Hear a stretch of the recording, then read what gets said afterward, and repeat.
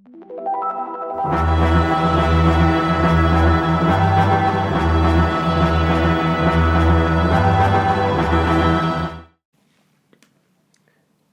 Whovians and welcome to Doctor Who for Dummies, your quick and easy guide to the Doctor Who universe.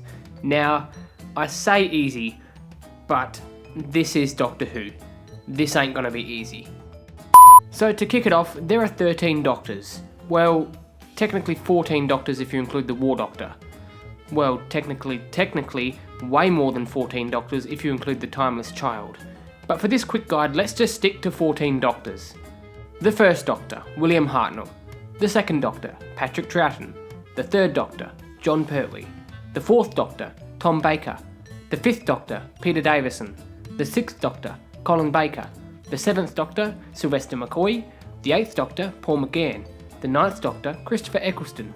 The 10th Doctor, David Tennant. The 11th Doctor, Matt Smith. The 12th Doctor, Peter Capaldi. The 13th Doctor, Jodie Whittaker. And the War Doctor, John Hurt. But who is the War Doctor, you may ask?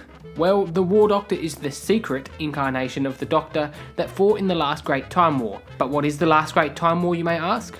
Well, I'll get to that very soon. The Doctor is a Time Lord from the planet Gallifrey, but in the Series 12 finale it was revealed that the Doctor isn't actually a Time Lord and that the Doctor isn't actually from Gallifrey. But if the Doctor's not from Gallifrey, where is he from then, you may ask? Well, we don't really know yet. But originally, the Doctor stole a TARDIS from Gallifrey. But what is a TARDIS, you may ask? A TARDIS is a time machine. TARDIS stands for time and relative dimension in space.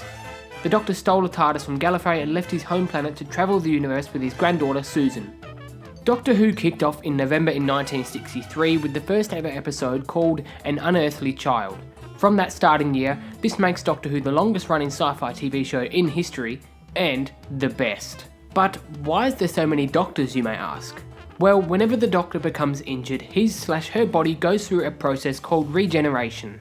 Regeneration means that the Doctor's body heals itself, but it also means that the Doctor changes his/her face, meaning that we get a new Doctor every time the Doctor regenerates.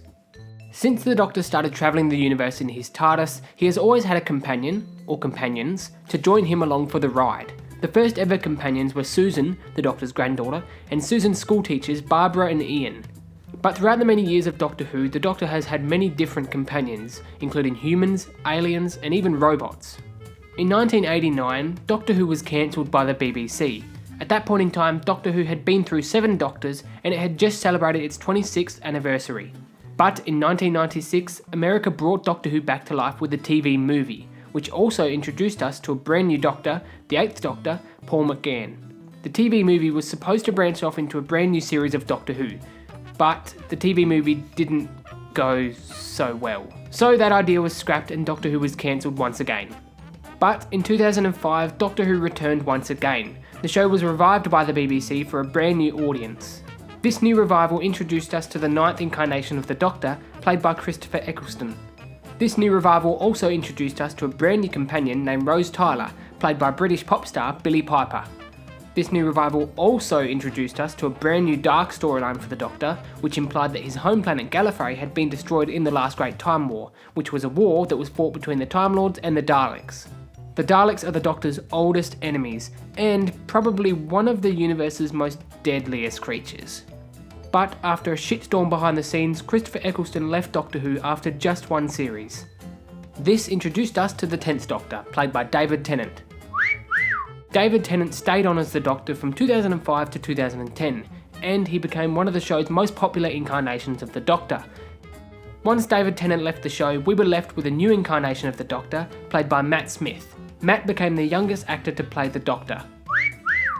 In 2013, Doctor Who celebrated its 50th anniversary with a special movie-length episode called The Day of the Doctor. And this special introduced us to the idea that the Doctor had a secret incarnation that he didn't like to talk about, thus giving us the War Doctor. The War Doctor was played by John Hurt and only appeared in 2 episodes, including the 50th anniversary special. Also in 2013, the 11th Doctor left the show and gave us the 12th incarnation of the Doctor, played by Peter Capaldi. Peter had appeared in Doctor Who before during David Tennant's era. Peter stayed on as the Doctor until 2017, which gave us the next incarnation of the Doctor, Jodie Whittaker. This was a big deal for Doctor Who fans everywhere because Jodie Whittaker was the first female Doctor in Doctor Who history. Not including Joanna Lumley, who played the Doctor in a comic relief special, so that doesn't really count. Some fans were happy and celebrated a female Doctor, and some fans were angry, disappointed and cried in their mum's basement. Jodie Whittaker is still the 13th Doctor to this day. In Jodie's recent series, Series 12, there were some big changes in Doctor Who. As mentioned before, it was revealed that the Doctor isn't actually a Time Lord and that the Doctor isn't actually from the planet Gallifrey. It was also revealed that the Doctor actually had incarnations before the first Doctor. This was revealed in the story arc of the Timeless Child. Again, this caused a shitstorm in the Doctor Who universe. And you can't have Doctor Who without monsters, and there have been some damn good monsters and villains in Doctor Who, such as the Daleks, the Cybermen, the Master, the Rani, the Weeping Angels, the Ood, the Autons, the Sontarans, the list goes on. There are 14 Doctors, technically, sort of, ish, 851 episodes, over 200 monsters, and a whole lot of awesomeness. So for all you dummies out there is your guide to Doctor Who. There's a lot to watch and you'll enjoy it all, except for Series 11. If I missed anything major, let me know in the comments down below. Thanks for watching everyone.